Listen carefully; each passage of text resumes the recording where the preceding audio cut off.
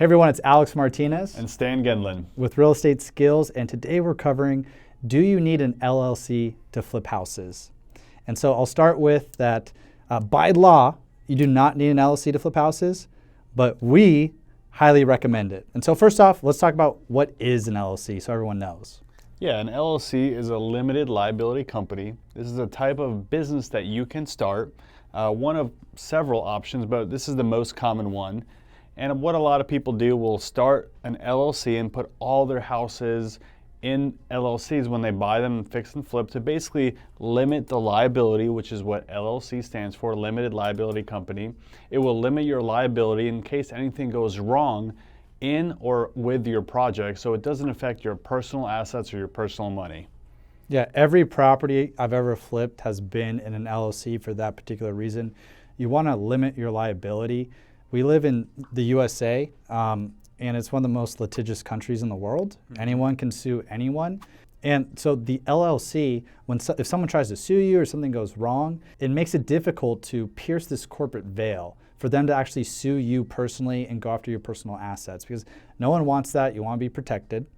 And a mentor of mine said, hey, Alex, if you want to be in business, go start a business. And an LLC is a business. And so that's why we recommend it for everyone.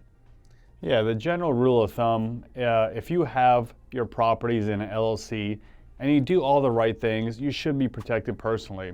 Where an LLC does not protect you is if you did something or didn't do something that you should have and you knew that, right? So here's an example. So you schedule your electrician right after the rest of your trades are done renovating the property.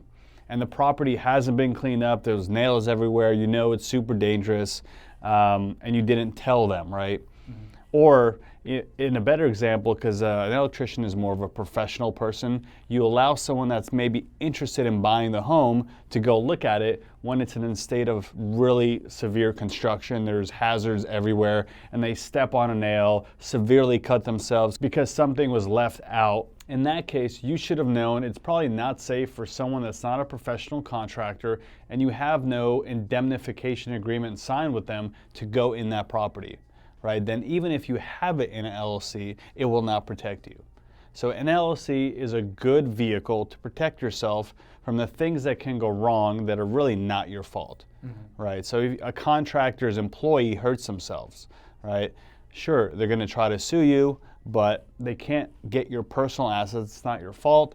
It stops at the LLC. Whatever the LLC does not own is what they can't touch. So we covered the why you want an LLC, to really protect yourself, protect your family, protect your assets. Let's get into the how. So how can you start an LLC if you want to get one? Yeah, I mean, most states make it relatively easy to start an LLC. Not all, but most do. So a lot of states, if you search your state in Google, start an LLC or start a business, usually the state website in the places I've worked have relatively been easy. Mm-hmm. Usually it's only a couple pages, you send a little bit of money and you get it started. Mm-hmm. But if you're not comfortable with that, or you live in a state where there's a lot of processes, a lot of steps, a lot of attorneys will have like a flat fee package just to get it started for you, and that could be an easier option. You might pay an extra couple of $100, not much, but that's the easiest route to go. Yeah, I've used the California state government website to start an LLC. I've used an attorney to start an LLC. I've used LegalZoom to start an LLC. Yep. And then also we like this company called Prime Corporate Services as well. We'll put a link in the description. They'll help you set up an LLC. It's been my favorite way to set it up. So it's pretty simple to do it. You just need to bite the bullet. You need to just go ahead and do it. Protect yourself. There's really not a risk to doing it. It does cost some money. Like when I used an attorney before, I paid them $1,500. LegalZoom might be a few $100s, but it's well worth it for the protection that you get. It's like, there's really no risk. It's the smart thing to do. Any company that's traded publicly, they're a corporation or an LLC to some degree. It's just what you need to do to be in business, and people are going to take you serious. If you want to be a real estate investor and have a real estate investment company, you need to create a company. Right. If you're just using your own personal name, you're going to leave yourself at risk, and you're just not going to be treated as seriously by investors and by agents, by anyone that you work with. Yeah, and one thing to keep in mind, if you do start an LLC in any state, you're going to be required to file taxes in the state and federally. So it is going to cost you a little bit of extra money to do that. And there's also a lot of benefits too of creating an LLC, of creating a business. You get put in different tax brackets, whereas with personal income, you're going to be taxed at the highest rate, but you get different tax breaks when you start a company. You can have different write-offs when you have a company. That's a great point.